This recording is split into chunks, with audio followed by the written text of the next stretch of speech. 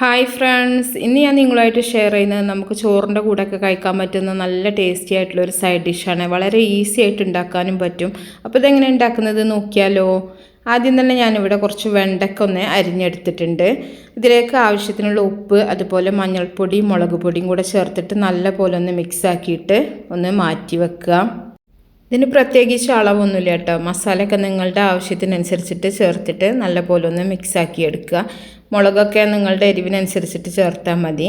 ഇനി ഇതൊരു സൈഡിലേക്ക് മാറ്റി വെച്ചിട്ട് നമ്മൾ അതുപോലെ തന്നെ ഇതിലേക്കുള്ള കോഴിമുട്ട ഒന്ന് ഉപ്പിട്ടിട്ടൊന്ന് നല്ലപോലെ ഒന്ന് ഇളക്കി മിക്സ് ചെയ്ത് വെക്കുന്നുണ്ട്.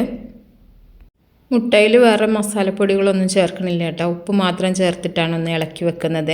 ഇനി നമ്മളൊരു ചട്ടി അടുപ്പത്ത് വെച്ചിട്ട് അതിലേക്ക് വെളിച്ചെണ്ണ ഒഴിച്ചിട്ടുണ്ട്. വെളിച്ചെണ്ണ ഒന്ന് ചൂടായി വരുന്ന സമയത്ത് നമ്മൾ മസാല പുരട്ടി വെച്ചിട്ടുള്ള വെണ്ടക്ക അതിലിട്ടിട്ട് നല്ലപോലെ ഒന്ന് ഫ്രൈ ആക്കി എടുക്കുക. ഒരുപാട് ഓയിലിൻ്റെ ആവശ്യമൊന്നുമില്ല.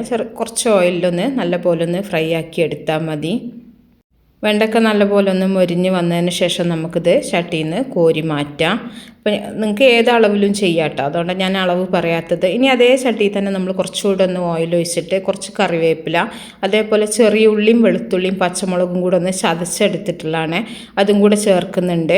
അപ്പോൾ ചെറിയ ഉള്ളിയൊക്കെ നിങ്ങളുടെ ഇഷ്ടത്തിനനുസരിച്ചിട്ട് എടുക്കുക കേട്ടോ. ചെറിയ ഉള്ളിയൊക്കെ കൂടുതൽ ചേർക്കുകയാണെങ്കിൽ കൂടുതൽ ടേസ്റ്റ് ഉണ്ടാവും. ഇനി ഇത് നല്ലപോലെ ഒന്ന് വഴറ്റിയെടുക്കുക. അതിൻ്റെ ആ ഒരു പച്ചച്ചുവയൊക്കെ മാറുന്ന വരെ ഒന്ന് വഴറ്റിയെടുക്കുക. അതിനുശേഷം നമ്മൾ ഇതിലേക്ക് ഉപ്പ് ചേർത്തിട്ട് കലക്കി വെച്ചിട്ടുള്ള കോഴിമുട്ടയുടെ ആ ഒരു മിക്സ് ഇതിലേക്ക് ഒഴിച്ചു കൊടുക്കുന്നുണ്ട്. മുട്ടയുടെ മിക്സ് ഒഴിച്ചതിന് ശേഷം നല്ലപോലെ ഒന്ന് ഇളക്കി മിക്സാക്കി എടുക്കുക. ഉപ്പൊക്കെ നമ്മൾ നോക്കണം കേട്ടോ. നമ്മൾ വെണ്ടക്കയിൽ ഉപ്പ് ചേർത്തിട്ടുണ്ട്, മുട്ടയിലും. അപ്പോൾ അതിനനുസരിച്ചിട്ട് നോക്കിയിട്ട് ആവശ്യമുണ്ടെന്നുണ്ടെങ്കിൽ ഉപ്പ് ചേർത്താൽ മതി. ഇനി നമ്മൾ ഫ്രൈ ആക്കി വെച്ചിട്ടുള്ള വെണ്ടയ്ക്കും കൂടെ ഇതിലേക്ക് ചേർത്തിട്ട് നല്ലപോലെ ഒന്ന് ഇളക്കി മിക്സാക്കി എടുക്കുക. നല്ല ടേസ്റ്റി ആയിട്ടുള്ളൊരു സൈഡ് ഡിഷാണ്. അപ്പോൾ വളരെ പെട്ടെന്ന് തന്നെ നമുക്ക് ചെയ്തെടുക്കാനും പറ്റും.